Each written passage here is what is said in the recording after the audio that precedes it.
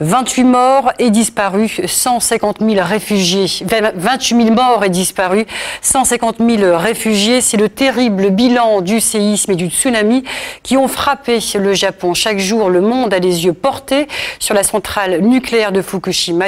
Ces catastrophes, un photographe Picard les a donc, non pas filmés, photographiés. Bonjour Thibaut Dermy. Bonjour. Eh bien, donc moi, ce que je vous propose, donc, avant de vous retrouver, donc, c'est de regarder quelques photographies que vous avez réalisées.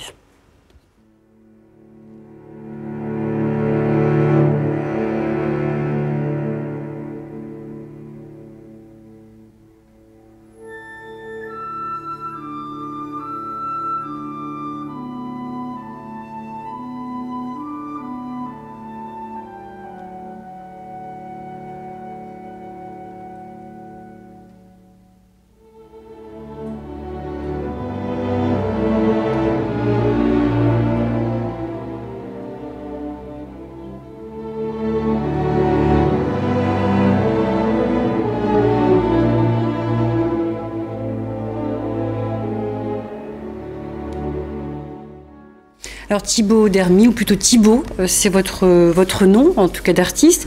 Vous êtes rentré tout juste il y a 3 jours du Japon. Alors qu'est-ce que vous avez vu?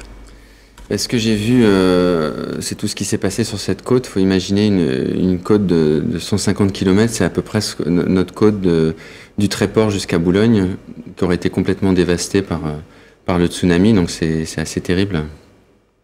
Alors donc, des images, vous disiez donc de ces villages.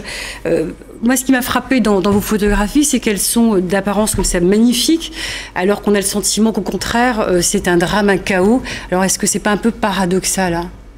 C'est sûr qu'un photographe recherche aussi la beauté du cliché, donc il y a ça. Mais il y a aussi le fait que cet endroit est un endroit magnifique, était un endroit magnifique avant ce drame.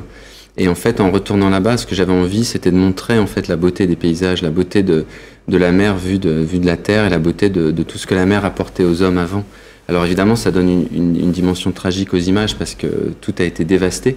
Mais l'idée, ce sera de revenir dans 3 mois, dans 6 mois et régulièrement comme ça pour montrer comment un peuple va se redresser et comment ils vont réinventer l'avenir. Alors justement, vous avez certainement dû rencontrer des survivants. Comment vous ont-ils perçus? Alors oui, j'ai rencontré beaucoup de survivants parce que j'ai vraiment fait chaque point de cette côte. D'abord, ils sont très contents. C'est-à-dire qu'ils sont très contents de sentir qu'on est préoccupé par ce qui leur arrive, que le monde est préoccupé par ce qui leur arrive. Parce qu'à travers le regard d'un photographe, c'est finalement le regard des Occidentaux sur eux. Donc ça les touche beaucoup. Après, ce qui, moi, me touchait beaucoup et était très troublant, c'était leur optimisme et leur énergie à se projeter dans l'avenir plutôt qu'à se replier sur ce qui leur est arrivé. C'est assez troublant parce qu'en fait, ce sont des gens qui ont tout perdu, qui ont parfois perdu des proches. Et malgré cela, ils ont une énergie et une croyance en l'avenir qui est assez extraordinaire. Pour finir très très brièvement, donc ces photos, que vont-elles devenir et ces personnes vous ont-elles parlé de l'après? Oui, bien sûr. Alors le devenir de ces images, il est double. D'abord dans l'actualité, parce que c'est des images d'actu, donc ils vont paraître dans des magazines nationaux. Mais après, c'est sur du long terme. Donc c'est de les publier dans le cadre d'un projet complet sur ce qui s'est passé et sur ce qui se passera à l'avenir. Et puis après, votre dernière question, c'était... C'était donc savoir un peu l'après, mais je pense qu'on en parlera donc une prochaine fois. Merci en tout cas Thibaut pour toutes ces précisions.